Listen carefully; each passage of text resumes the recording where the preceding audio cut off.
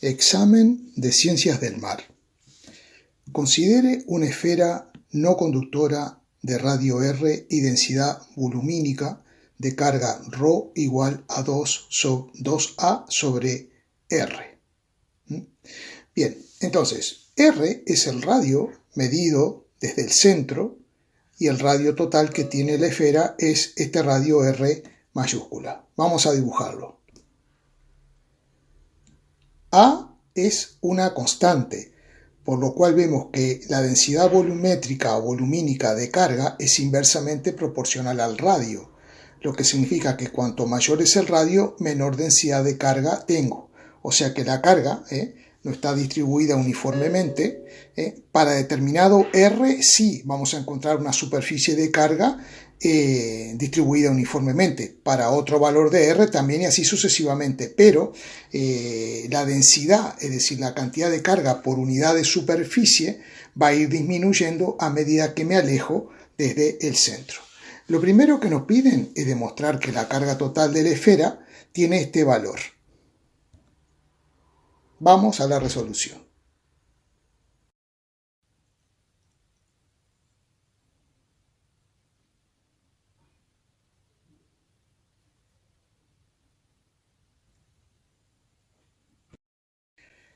Vamos a hacer la parte A, demostrar que la carga total de la esfera vale Q igual a 4πA por R al cuadrado.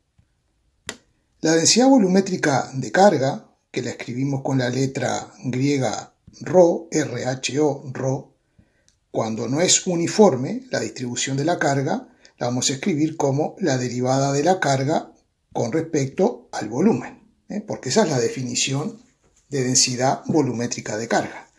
Y por aquí nosotros podemos despejar diferencial de Q, que nos queda ρ por diferencial de volumen. Seguidamente podemos escribir que ρ es la información que nos dan 2 por una constante A dividido R por diferencial de volumen. Si queremos calcular la carga total contenida en este volumen, vamos a tener que integrar a ambos lados del signo de igual. Sabemos que esta integral nos va a dar la carga total Q. Ahora bien, cuando queremos resolver esta integral tenemos un problema, que aquí aparece la variable R, pero aquí aparece la variable volumen. Entonces no podemos resolver esta integral, porque tenemos que tener la misma magnitud aquí que aquí. Entonces lo que hacemos siempre es lo siguiente, escribimos el volumen. En este caso es una distribución esférica. El volumen de una esfera es 4/3 por pi por el radio al cubo. El siguiente paso es derivar el volumen respecto al radio, así logramos sustituir diferencial volumen por una expresión que contenga diferencial del radio y al radio eventualmente. Entonces habrá que derivar lo que tenemos del otro lado con respecto a la variable R. Entonces nos va a quedar 4/3 de pi y la derivada de R al cubo es 3R al cuadrado. Por lo tanto, simplificando, nos va a quedar 4pi por R al cuadrado. Y por lo tanto, diferencial de volumen es igual a 4pi por R al cuadrado por diferencial de R. Y vamos a sustituir esta expresión aquí por esto.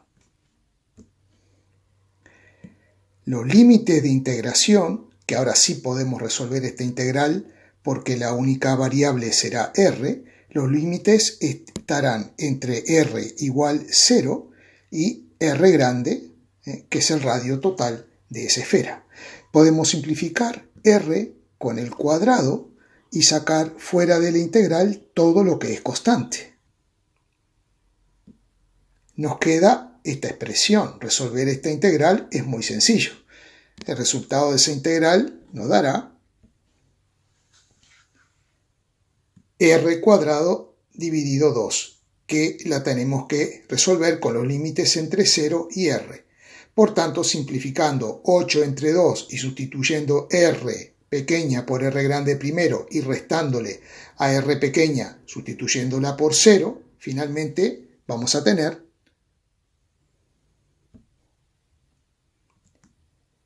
4pi por a por r cuadrado, que es la solución que aparece aquí. Vamos a hacer ahora la parte B.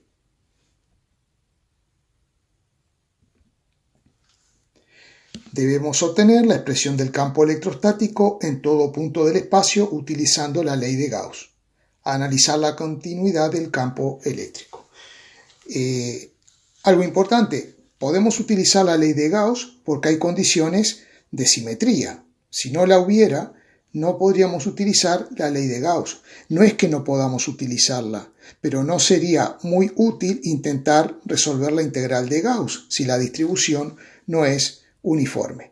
Lo primero que tenemos que hacer es dividir esto y estudiar primero para un R que esté comprendido entre 0 y R grande, estudiar el campo aquí dentro y luego estudiar el campo fuera.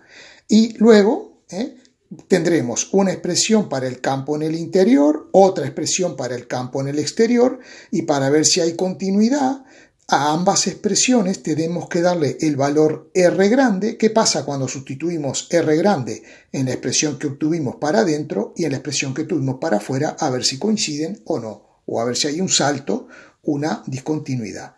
Entonces lo primero que vamos a hacer es tomarnos una esfera gaussiana interna de radio R comprendido entre 0 y R grande. Nos hemos tomado esta esfera imaginaria gaussiana de color amarillo concéntrica con la esfera real de color verde. ¿Vale? Hemos puesto radio R, que como vemos está comprendido entre 0 y R grande. Lo que tenemos que hacer ahora es aplicar la ley de Gauss. Pero para aplicar la ley de Gauss ya sabemos que tenemos que tomar una pequeña superficie. Vamos a imaginar que tomamos una pequeñísima superficie, como digo yo siempre, como si fuera una sillita de montar a caballo. Esa superficie da la vuelta por el otro lado porque estamos hablando de una esfera, ¿verdad? Entonces nos queda como una sillita de montar. Bien, esa superficie puede ser representada por un vector que le llamamos también vector superficie, que lo vamos a dibujar, y ese vector superficie tiene que ser normal a la propia superficie. Y le denominamos diferencial superficie porque ese vectorcito representa una superficie muy pequeña. Otro aspecto importante, dada la simetría esférica de carga interior en esa esfera gaussiana, el campo eléctrico en esa superficie pequeña apuntará hacia afuera porque las cargas son positivas, radialmente hacia afuera, y por lo tanto en el mismo sentido que el vector superficie. Vamos a dibujar el vector campo y le vamos a llamar simplemente campo. Y ahora vamos a aplicar la ley de Gauss para poder obtener el campo para cualquier punto de esta esfera gaussiana, cualquier punto de la superficie de esta esfera gaussiana, que será válido para todas las esferas gaussianas de radio comprendido entre 0 y R grande que yo pueda tomar aquí en el interior. Aquí hemos escrito la ley de Gauss, la integral de Gauss de superficie cerrada, igual a la carga neta encerrada dentro de la esfera gaussiana, dividido la constante epsilon sub 0. El campo es constante en cada punto de la esfera gaussiana y apunta radialmente hacia afuera. Su módulo es constante, entonces lo sacamos para afuera de la integral. Luego, el ángulo entre el vector superficie y el vector campo es 0 grado. Coseno de 0 grado es 1. Por lo tanto, aquí dentro me queda simplemente la integral para toda la superficie del vector de S. Y del otro lado nos queda la carga neta sobre epsilon sub 0. Veamos una cosa. La integral de superficie del vector de S no es otra cosa que sumar todas las pequeñas superficies que yo pueda hacer para la esfera. Por lo tanto, esa integral, esa sumatoria, me terminará dando la superficie total de la esfera gaussiana, cosa que vamos a escribir de esta forma. El campo por 4pi r cuadrado, que es la superficie de la esfera gaussiana amarilla, todo eso será igual a la carga neta sobre epsilon sub 0. Ahora, esta carga neta es la carga para la esfera de radio R. ¿Cómo hacemos para saber la carga neta encerrada dentro de esta esfera gaussiana amarilla? Es muy sencillo. Habíamos deducido que la carga para cualquier radio R se puede calcular así. Entonces voy a sustituir y nos va a quedar de esta forma. De manera que podemos simplificar 4pi y r cuadrado en ambos miembros. Y por lo tanto, el campo resultante que nos quedará será A, esa constante, dividido epsilon sub 0. O sea que el campo, en definitiva, no depende de R, sino que en el interior el campo tiene un valor constante. Hemos puesto el resultado. Para R comprendido entre 0 y R grande, el campo, el módulo del campo es constante, igual a la constante A sobre epsilon sub 0. El campo es un vector, por lo tanto, si le quiero dar el carácter vectorial o expresarlo vectorialmente, le pongo una flechita arriba de vector y tengo que multiplicar esta expresión a la derecha por un vector unitario que le llamo UDR, que será un vector que vale 1 radial y hacia afuera. Para estudiar el campo ahora, para valores de R mayores o iguales que R grande, entonces nos tomaremos una esfera gaussiana concéntrica con la esfera real, verde, pero que tenga un radio mayor. Vamos a dibujar el radio. Este radio es lo que aparece ahí, o sea, mayor que R grande. Bien, como tenemos las condiciones de simetría, también vamos a tener que tanto el vector superficie como el vector campo magnético serán radiales y hacia afuera ambos. Este será el vector superficie para una pequeñísima superficie, este será el campo y por lo tanto la integral de Gauss ya sabemos cómo nos va a quedar. Nos va a quedar el campo fuera por la superficie gaussiana que es 4pi por r al cuadrado y del otro lado la carga neta dividido epsilon sub 0. Pero la carga neta para toda la esfera ya vimos que era 4pi por a por r al cuadrado dividido epsilon sub 0. Podemos simplificar 4pi de este lado con el 4pi del otro lado y definitivamente el campo nos va a quedar a por r al cuadrado dividido epsilon sub 0 por r chica al cuadrado. Y así lo hemos indicado. Bueno, vamos a hacer una grafiquita ahora para analizar la continuidad del campo eléctrico. Bien, fijémonos una cosa. Para valores de R comprendidos entre 0 y R grande, el campo es constante igual a A sobre epsilon 0. Ahora bien, luego vemos que esta expresión nos dice que el campo es inversamente proporcional al cuadrado de R, es decir, que caerá asintóticamente con el eje de R, la curva se acercará asintóticamente al eje de R sin tocar nunca el eje R, ¿verdad? Cuando R tiende a infinito. Ahora, ¿qué sucede si la R chica vale igual que la R grande? Si R chica, o sea, aquí, ¿no? Si la R chica vale lo mismo que R grande, me queda que el campo es A sobre epsilon sub 0. Me da la misma expresión, indicando eso, que el campo sí es una función continua. Vamos a intentar dibujar la curvita, a ver cómo nos queda. Vamos a hacerla del mismo color. Ahí. Vamos a hacerla así, que se acerca asintóticamente al eje R. Entonces vemos que este punto, que podía ser el punto conflictivo, no lo es porque hay continuidad, porque la función existe hacia un lado y hacia el otro y coincide el valor funcional para cuando sustituimos R tanto de un lado como del otro, nos da el mismo valor funcional.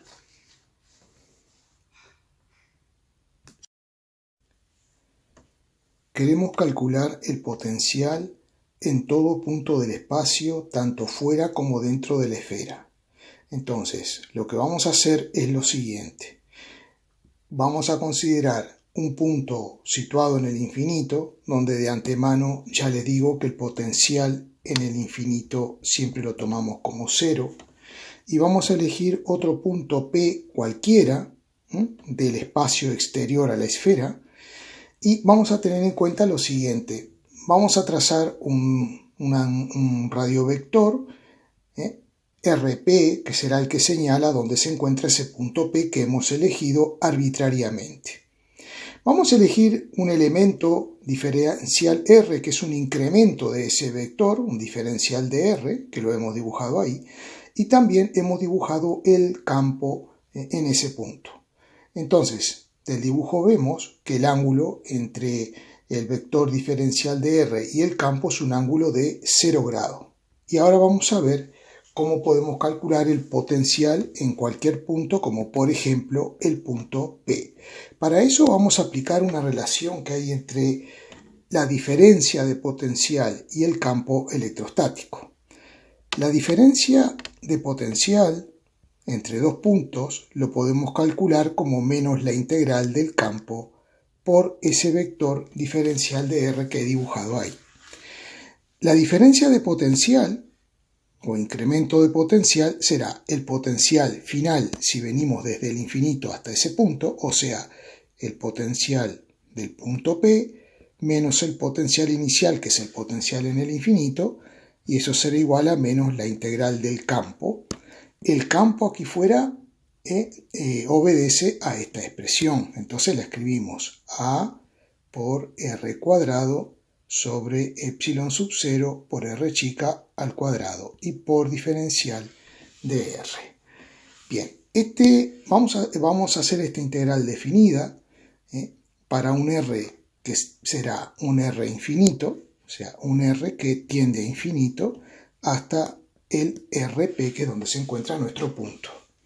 Muy bien, entonces, dejando fuera de la integral todo aquello que es constante, A por R cuadrado dividido epsilon sub 0, nos queda la integral entre infinito y R sub P de 1 sobre R cuadrado por diferencial de R.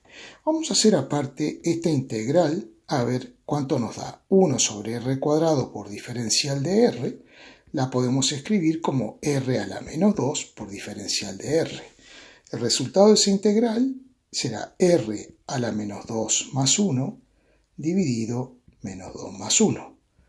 Por lo tanto, nos quedará menos 1 sobre R, que de acuerdo a los límites, que es entre infinito y RP, vamos a poner aquí RP e infinito, esto nos quedaría menos 1 sobre RP menos 1 sobre R tendiendo a infinito.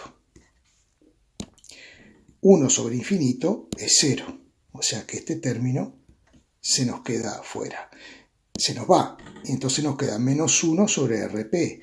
Luego, menos por menos me va a dar más. Así que sustituyendo la integral por el resultado de quitando el signo de menos 1 sobre RP, eso nos va a quedar este resultado. Teniendo en cuenta que el potencial de referencia en el infinito es igual a 0, entonces nos quedará que el potencial en el punto P lo podemos escribir de esta forma. Y ahora podríamos generalizar y decir que para cualquier valor de R mayor que el R de la esfera, el potencial simplemente será A por R cuadrado sobre epsilon sub 0 por 1 sobre RP. En el caso particular en que R pequeña sea igual al R de la esfera, sustituimos y nos queda que el potencial será igual a por R sobre epsilon 0, ya que se nos cancela un R que está dividiendo con el cuadrado del que teníamos arriba. Entonces vamos a escribir este resultado fuera para pasar a calcular el potencial en el interior. Hemos colocado nuestro resultado ahí arriba. En particular, el punto M que he elegido ahora en la periferia tendrá este potencial porque se encuentra a una distancia que es el radio de la esfera. Entonces, este potencial bien puede ser el potencial de cualquier punto M de la periferia. Ahora vamos a continuar nuestro camino hacia adentro de la esfera. Entonces elegimos un punto N que puede ser cualquier punto, cualquier representante del interior de la esfera, y vamos a calcular, o por lo menos plantear, la diferencia de potencial entre este punto N y el punto M. Entonces escribimos potencial de N menos potencial de M será igual a menos la integral del campo, pero el campo electrostático de en el interior es A sobre epsilon sub 0 por diferencial de R, y todo eso lo vamos a integrar entre R, porque el punto M está en R, hasta R sub N. Como A sobre epsilon 0 es constante, lo sacamos fuera de la integral, A sobre epsilon 0 por la integral entre R y Rn de diferencial de R, que eso será muy simple. La integral de diferencial de R es R, evaluado entre R grande y R sub n, al final me va a quedar R sub n menos R.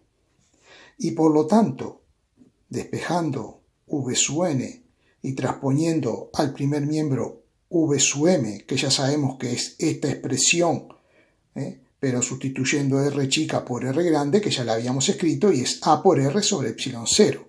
O sea que V sub m es A por R sobre epsilon 0.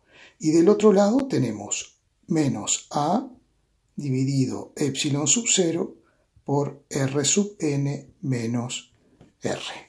Ahora bien, teniendo en cuenta que n es un punto cualquiera del interior, podemos generalizar y decir que el potencial en el interior de la esfera es A por R sobre epsilon sub 0 menos A sobre epsilon sub 0 por R menos R grande. Y lo dejamos así planteado. Lo que vamos a hacer ahora es quitar este paréntesis, entonces nos va a quedar A por R sobre epsilon sub 0 menos A por R chica sobre epsilon sub 0, menos por menos más A por R sobre epsilon sub 0. De manera que entonces el potencial en el interior será 2A por R sobre epsilon sub 0 menos A por R sobre epsilon sub 0. Fijémonos una cosa, ¿será el potencial una función continua? Es decir, tengo una expresión para el potencial fuera de la esfera y he llegado a esta expresión para el potencial dentro de la esfera. Pero ¿qué pasa en M? En M yo debería ser posible usar esta expresión y esta, porque M cumple las condiciones de estar justo ahí, pertenece a la función que está afuera para R mayores o iguales, y también pertenece para R menores o iguales que R. Por lo tanto, habíamos visto que si hacemos que R pequeña valga R grande, esta expresión en el exterior se reduce a A por R sobre epsilon sub 0. O sea que ese sería el potencial del punto M. Y esta, si R pequeña es R grande, ¿a qué se va a reducir? Se va a reducir a 2 por A por R sobre epsilon sub 0 menos A por R sobre epsilon sub 0. Será el potencial que me estará dando para el punto M, y esto me queda A por R sobre epsilon sub 0. Por lo tanto, el potencial, como nos da lo mismo, es una función también continua. Vamos a resolver ahora la última parte del problema. En la última parte del problema nos dicen calcular el trabajo eléctrico, es decir, el trabajo que hace el campo eléctrico para llevar un electrón desde una distancia de R pequeña igual 3R, una distancia desde 3R medida desde el centro, hasta una distancia R. Es decir, en definitiva, el trabajo que hace el campo eléctrico para llevar el electrón desde esta distancia hasta la superficie.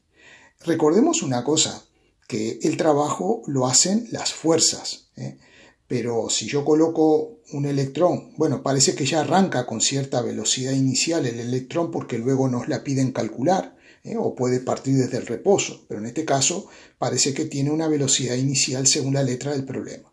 Vamos a ver, si yo coloco un electrón ahí, va a estar sometido a un campo eléctrico como hemos visto.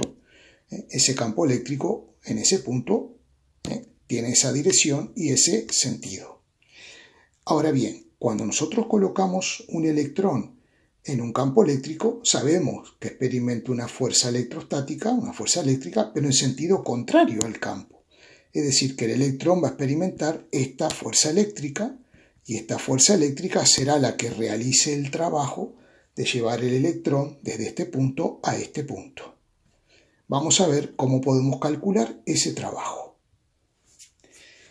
El trabajo realizado por el campo eléctrico, yo le puse trabajo sub E, vamos a utilizar la E mayúscula, trabajo eléctrico, se define como menos el valor de la carga. La carga tiene que estar con su signo, si es positiva se la pondrá positiva, si es negativa, como en este caso que es un electrón, pondremos signo negativo por la diferencia de potencial. Es decir, que en nuestro caso será menos Q por el potencial del punto M, V sub M, menos el potencial del punto, vamos a llamarle P, que es ese punto donde que se encuentra a 3R. Muy bien, ahora tenemos entonces que calcular el potencial en el punto M, para lo cual sabemos que nos sirve cualquiera de las dos expresiones, y ya lo tenemos aquí. Y el potencial en el punto P, que tendremos que calcularlo con esta expresión, porque es la que nos vale cuando R es mayor que el radio de la esfera. Ahora, antes de hacer el cálculo, nos dicen que A vale epsilon 0 sobre R. O sea, teniendo en cuenta que A vale epsilon sub 0 sobre R, si hacemos esta sustitución, por ejemplo, el V sub M, que sería A por R sobre epsilon 0, entonces nos va a quedar epsilon sub 0 sobre R, eso es A por R sobre epsilon sub 0. Por lo tanto, esto nos da un volt, un volt que lo escribimos así, un V. El potencial lo medimos en volt. Muy bien. Luego, para el punto P, el potencial en el punto P, tendremos que usar la expresión A por R al cuadrado sobre epsilon sub 0 y por R. Entonces, nos va quedando así. A dijimos que es epsilon sub 0 sobre R por R al cuadrado. Debajo tenemos epsilon sub 0 y también tenemos la R pequeña que vale 3 por R. Así es que haciendo las simplificaciones del caso, esto me va a quedar 0,33 volt. Así que ahora podemos calcular el trabajo eléctrico, que nos quedará así, menos la carga del electrón es menos 1,6 por 10 a la menos 19 coulomb, y la diferencia de potencial será el potencial del punto M, que es 1, menos el del punto P, que es 0,33. Así que haciendo estas cuentas, el resultado será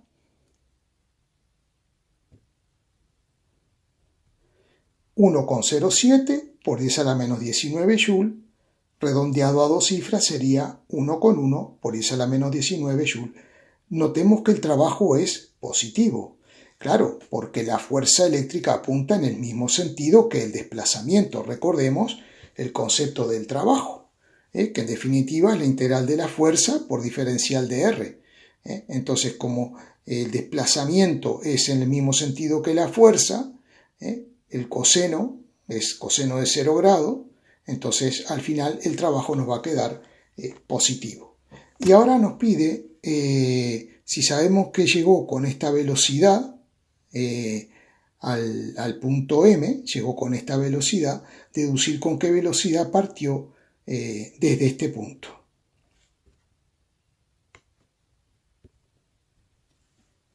Para eso tenemos que recordar un teorema muy importante que establece que el trabajo neto, o el trabajo de la fuerza neta, es igual al cambio en la energía cinética. La variación de energía cinética que experimenta este electrón será la energía cinética que tiene en M menos la energía cinética que tenía en P. Y el trabajo neto no es otro que el trabajo eléctrico que calculamos anteriormente porque, por ejemplo, las otras fuerzas que estarían actuando aquí sería la fuerza peso que la despreciamos frente al valor de la fuerza eléctrica. Y también suponemos que no hay otras cargas en el universo y que esto es un universo aislado. Por lo tanto, lo que nos quedará será 1,1 por 10 a la menos 19 Joule será igual a la energía cinética en m, recordemos se calculaba masa por la velocidad en m al cuadrado dividido 2 menos la masa por la velocidad inicial al cuadrado dividido 2. Esto era en el punto P. Bien, sustituyendo los resultados, esto nos va a ir quedando sabiendo que la masa es la masa del electrón. Ponemos la masa del electrón, la velocidad de m, cuidado, la velocidad en el punto m es raíz cuadrada de 4/3 por la carga del electrón sobre la masa del electrón.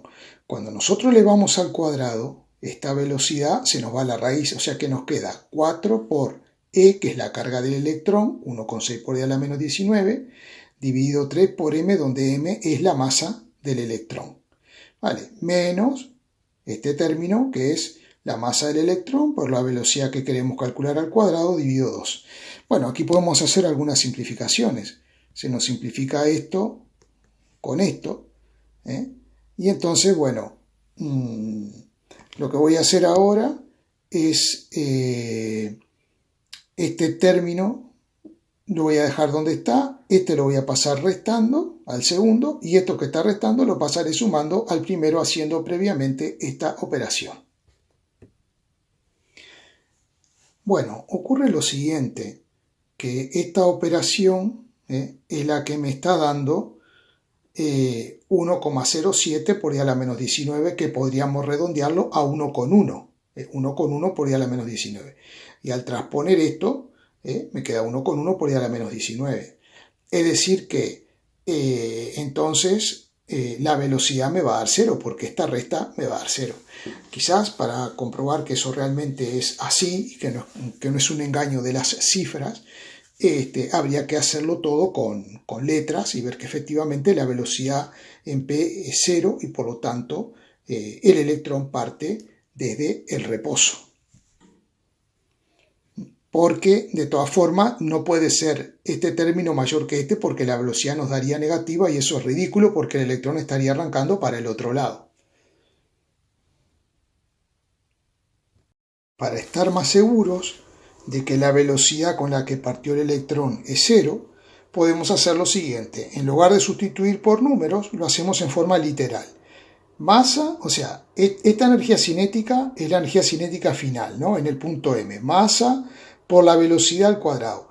La velocidad es la raíz cuadrada de 4/3 por E sobre M, ¿no? Entonces, si la elevo al cuadrado, se me va la raíz cuadrada y que me queda 4 por E sobre 3M. 4 por E sobre 3M, dividido 2 de la energía cinética, ¿no? Menos la masa por la velocidad del punto P que queremos calcular al cuadrado, dividido 2. Bien, haciendo las simplificaciones M con M y el 4 con el 2, al final esto me queda 2 por E, que es la carga del electrón, sobre 3. ¿No? Menos este término que no lo toco para nada. Ahora voy a despejar este término, por lo cual lo paso al primer miembro y el trabajo que está positivo lo paso negativo al segundo miembro. Recordemos una cosa, que el trabajo eléctrico nos quedaba menos la carga del electrón por, y aquí dentro, si recuerdan, pueden ver el vídeo, es 1 menos 1/3. Ponemos como un denominador 3 y nos queda 3 dividido 3, 3 dividido 1 me da 3 por 1, 3, 3 menos 1 me da 2. Entonces esto al final me queda menos e por 2 tercios. O sea que si sustituimos aquí esta expresión, me va a quedar justamente igual a 0. Porque cuando nosotros, aquí me queda positivo, ¿verdad?